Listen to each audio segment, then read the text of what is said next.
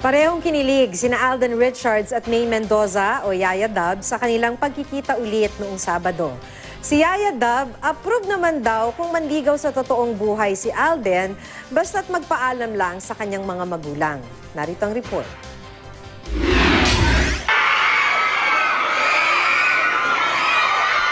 Ang jam-packed mall shows na ito, itinuturing ni Alden Richards na malaking blessing. At magtutuloy-tuloy pa para naman sa pagbisita ni Pambansang Day sa Camarines Sur at Zamboanga City sa mga susunod na araw. Meron din siyang Japan trip sa darating na October 11 para naman sa 10th anniversary ng GMA Pinoy TV.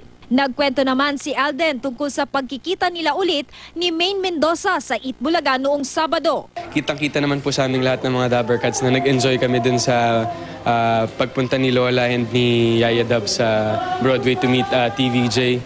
And ayun, ang nakakatuwa kasi it makes us feel good every time, every after Saturdays, especially Saturdays kasi usually that's where we give the parang the highlight of the week.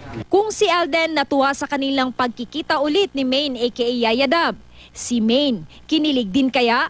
Sa tinaguriang fan sign interview ni Ricky Lo sa Celebrity TV nitong Sabado, tila napakonfess si Maine sa kanyang feelings sa Pambansang Bay.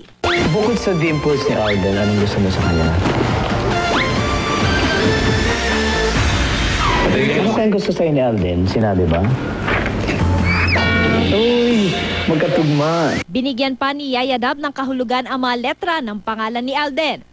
Amazing, lovely, dimples ni Alden, exciting at now and forever. Manligaw sa'yo si Alden. In real life, may pag-asa ba siya? Oh, di ba? Posible. Sa meaning...